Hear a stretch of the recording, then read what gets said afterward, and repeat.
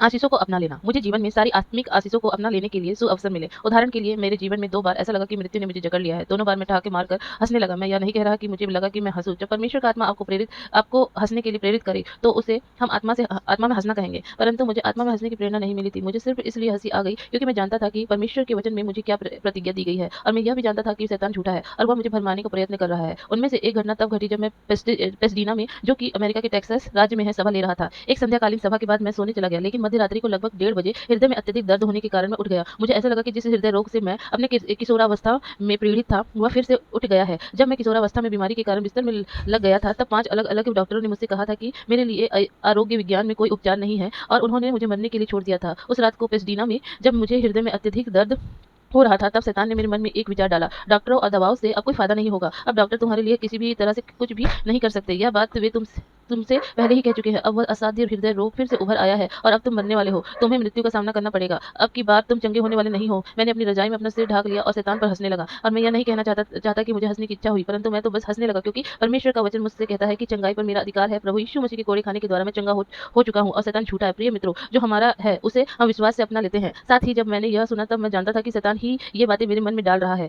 कि अब की बार तुम चंगे होने वाले नहीं हो, क्योंकि यह विचार संदेह और अविश्वास व्यक्त कर रहा था। यह विचार परमेश्वर की ओर से हो ही नहीं सकता था, क्योंकि यह बाइबल के वचनों के अनुरूप नहीं था। इसलिए मैं हंसने लगा और अंत में मैंने कहा, शैतान महाशय, मैं तुझ पर हंसता हूँ क्योंकि तूने कहा कि मैं चंगा नहीं होऊंगा। निश्चित रूप से मैं चंगा हो जाऊंगा।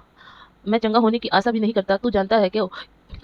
क्योंकि मैं तो चंगा हो चुका हूँ। परमेश्वर का वचन कहता है उसके कोड़े खाने के द्वारा तुम चंगे हो चुके हो। सो अब मैं तो पहले से ही चंगा हो चुका हूँ। वचन के अनुसार यदि हम चंगे हो चुके हैं तो मैं भी चंगा हो चुका हूँ। इसलिए अब मैं चंगा हूँ। इसलिए मैं अब चंगा होने का प्रयत्न नहीं कर रहा हूँ। अब मैं चंगा होने का प्रयत्न क्यों करूँ? प्रभु यीशु मसीह मेरी चंगाई पहले ही प्राप्त कर चुका है। उसने क्रूस पर मेरी चंगाई को कीमत चुकाकर खरीद लिया है। चंगाई पर मेरा पहले से ही अधिकार है। आपने देखा कि मुझे मेरी चंगाई को प्राप्त करने का प्रयत्न करने का कोई अर्थ नहीं था। मुझे तो सिर्फ परमेश्वर के वचन पर विश्वास करना था और प्रभु यीशु मसीह क्रूस पर जो मेरे लिए प्राप्त कर चुका था उसे चंगाई पर अधिकार कर लेना था। मुझे तो सिर्फ यह करना था कि जो कुछ पहले से ही मेरा था उसे प्राप्त कर लेना, जिसमें चंगाई भी सम्मिलित है। सारी आत्मिक आशीषों को जिनसे आप आशीषित किए जा चुके हैं उन्हें अपनाना सीखिए। इस जीवन में प्रभु यीशु में अपनी मीरास की संपूर्णता को प्राप्त करना सीखिए। तब मैंने शैतान से कहा, शैतान महोदय, अब तुम अपना बोरिया बिस्तर लपेटो और यहाँ से भाग जाओ। और मैं आपको बताना चाहता हूँ कि शैतान ने तुरंत ही शंका, अविश्वास और रोग के सारे लक्षण जो उसने मेरे मन और मस्तिष्क में डाले थे समेट और सिर पर पैर रखकर दुम दबाकर भाग खड़ा हुआ। समय समय पर जब भी मैंने इस विषय पर लोगों को सिखाया तो उन्होंने मुझसे व्यक्तिगत रूप से मिलकर कहा या फिर लिखा कि जो कुछ उनको पहले से ही दिया जा चुका है वे उसे अपनाने लगे और इसलिए अब वे पूर्ण रूप से चंगाई प्राप्त कर चुके हैं। यहाँ तक कि उन्होंने असाध्य रोग से भी चंगाई पाई है। मैंने उनके लिए प्रार्थना नहीं की और ना कि उन पर हाथ रखे। उन्होंने तो सिर्फ परमेश्वर की प्रतिज्ञाओं को अपने जीवन में अपनाया। कई तो ऐसे मामले थे जिनमें